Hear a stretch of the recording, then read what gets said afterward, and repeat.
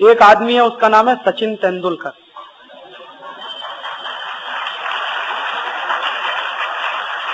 अब आप उसको कहते हैं कि वो तो बहुत बड़ा नेशनल हीरो है। वो हीरो है कि क्या है, आप जरा सोचिए कि जो आदमी हमारे दुश्मन देश की कंपनियों का पानी बिकवाने का धंधा करे, वो हीरो है कि विलेन, अभी ये तय करना बाकी।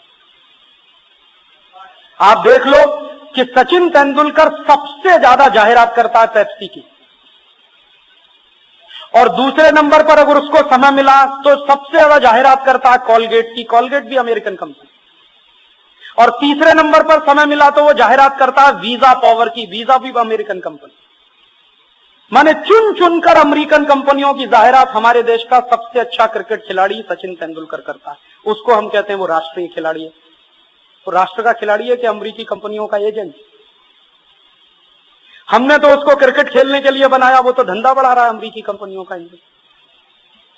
और उसी के पद चिन्हों पर दूसरे लोग चल रहे हैं। मोहम्मद अजहरुद्दीन भी कर रहा है पेप्सी का जाहिरात, अजय जडेजा भी कर रहा है हेड एंड शोल्डर का जाहिरात, वो भी अमेरिकी कंपनी। सौरभ गांगुली भी करता है, विनोद कांबली भी करता है। और मैंने क्या देखा है कि जितने हमारे बैट्समैन हैं वो सब पेप्सी की जाहिरात करते हैं, और जो बॉलर्स हैं वो कोका कोला की जाहिरात करते हैं।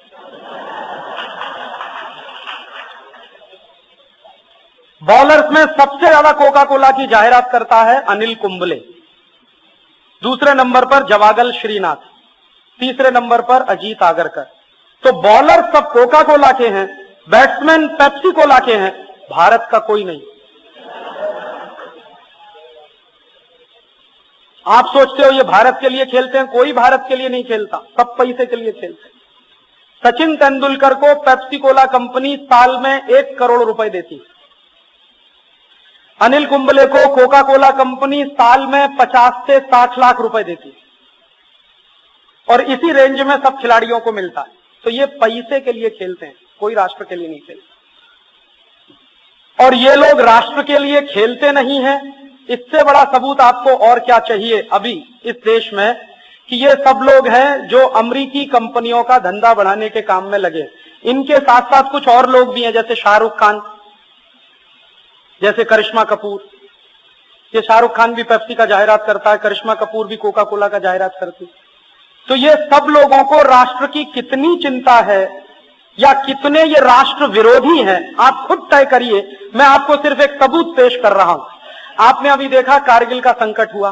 कारगिल के संकट में आपने ये भी देखा होगा कि हिंदुस्तान के गांव-गांव से गरीब आदमी ने कुछ ना कुछ देश के लिए दान किया कि नहीं किया?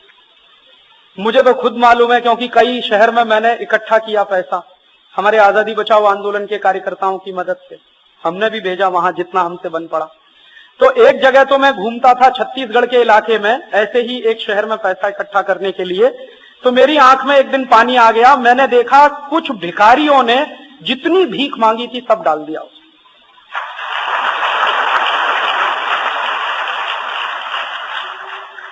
माने जो रोटी खाने के लिए उन्होंने कहीं से भीख मांगा था, वो पैसा भी कारगिल निधि में डाल दिया उन्होंने कि ये भेज दो। इससे बड़ा हमारा और क्या कंट्रीब्यूशन हो सकता है देश के लिए।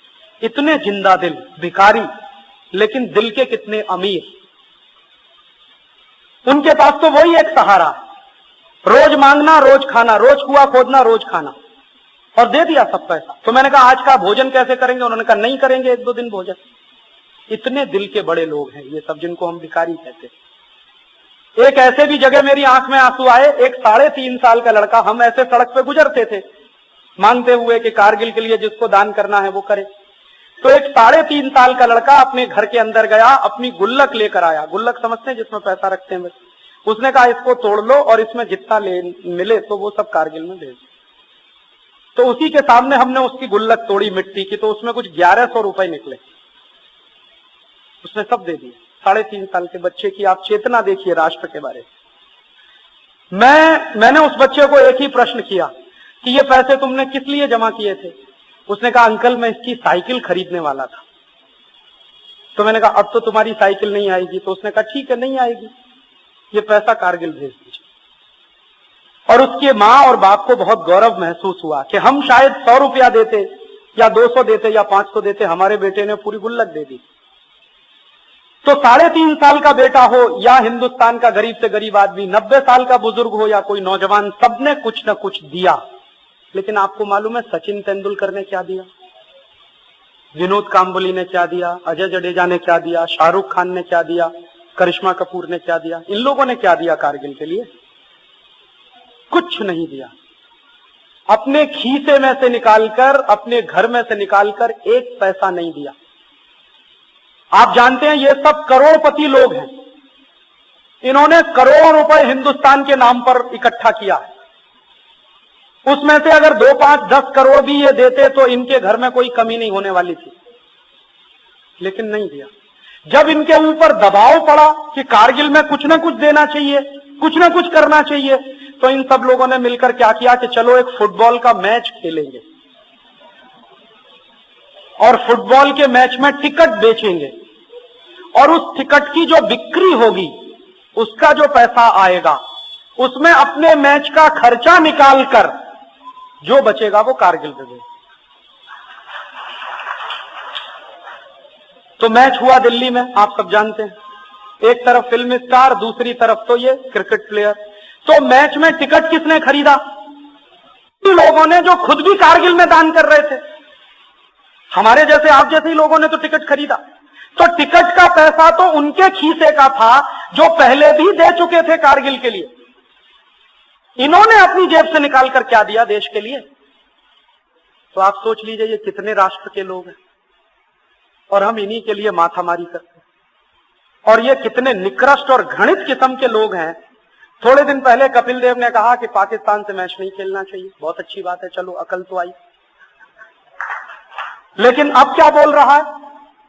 अब कह रहा है कि चूंकि युद्ध खत्म हो गया है तो पाकिस्तान से मैच खेल लेना चाहिए।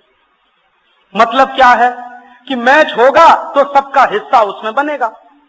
मैच होगा तो पेप्सी कप होगा या कोका कोला कप होगा या विल्स कप होगा, और जो भी कंपनी मैच को स्पॉन्सर करेगी वो लाखों रुपए, करोड़ों रुपए रखेगी।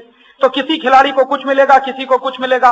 कपिल देव को कुछ नहीं मिलेगा तो एक्सपर्ट कमेंटेटर के रूप में तो बुलाया ही जाएगा, तो उसमें 10-20 लाख तो मिल ही जाएगा, इसलिए मैच खेल लो। और इन खिलाड़ियों की आप राष्ट्रभक्ति की पहचान करें तो करिए कि जिस समय हमारे देश के जवान पाकिस्तानी सैनिकों के खिलाफ अपने जमीन का 1-1 इंच बचाने के लिए सीने पर गोलियां खा रहे थे, उस समय हमारे क्रिकेट खिलाड़ी इंग्लैंड में पाकिस्तानियों से मैच खेल रहे।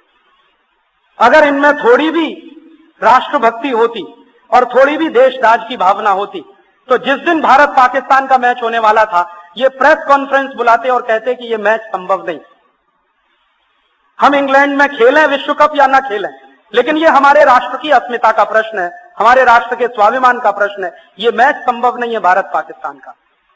आपको जो करना है करिए। आप हमारी टीम को डिबार करना चाहते हैं कर दीजिए, हमारी टीम को ग्रुप 6 में से निकालना हो तो निकाल दीजिए। हम मैच नहीं खेल सकते क्योंकि राष्ट्र के स्वाभिमान से बड़ा तो कोई मैच नहीं होता दुनिया में, राष्ट्र की अस्मिता से बड़ा तो कोई मैच नहीं होता पूरी दुनिया में। लेकिन किसी ने नहीं कहा। पाकिस्तान से बाकायदा मैच हुआ और मैच खत्म हुआ, उसके बाद और मैच हुआ, वो भी खत्म हुआ। और जब ये पक्का हो गया कि हिंदुस्तान की टीम अब सुपर 6 में हार गई है और झोली डंडा लेकर वापस आने वाली है, तब इनमें कारगिल प्रेम पैदा हुआ। उसके पहले कहां था? मैच चूंकि खत्म हो गया और कुछ काम नहीं था, धंधा नहीं था, तो कारगिल प्रेम पैदा हो गया। ये तो सब आर्टिफिशियल है, बनावटी। ऐसे हमारे देश के क्रिकेट खिलाड़ी हैं या ऐसे हमारे देश के स्टार्स हैं जिनको आप एक्टर एक्ट्रेसेस कहते हैं, ये तो सब राष्ट्र की बर्बादी के काम में लगे हुए लोग हैं। इनको तो राष्ट्र का हीरो कैसे कहें? ये तो टॉप मोस्ट विलेन है। और दुर्भाग्य क्या है हम सब लोगों का कि इन्हीं विलेनों की फोटो हमारे घरों में मिलती है।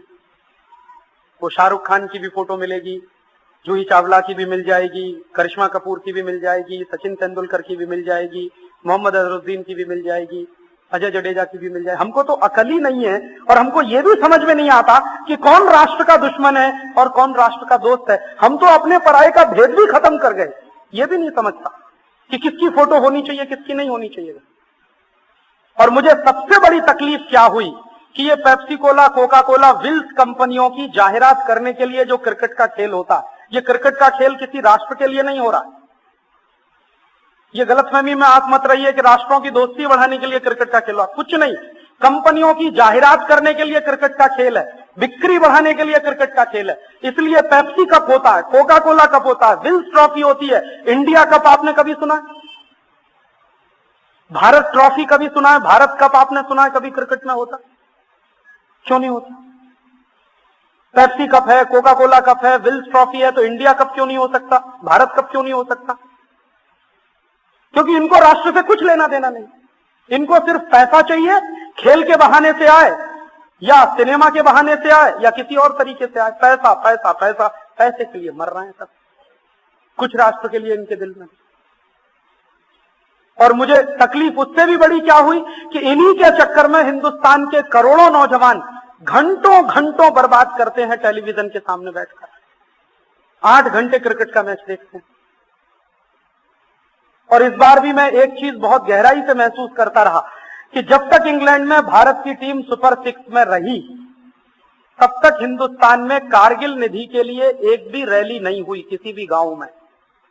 आजादी बचाओ आंदोलन की 2-4 रैलियों को छोड़कर जो हम लोगों ने की थी मध्य प्रदेश के कुछ इलाकों में, हिंदुस्तान के किसी भी अखबार की कटिंग आपको बता नहीं सकती, जब तक हिंदुस्तान हारा नहीं सुपर 6 में, तब तक हिंदुस्तान में कहीं कारगिल निधि की कोई रैली नहीं हुई, कहीं हिंदुस्तान में खून देने वालों की लाइन नहीं लगी।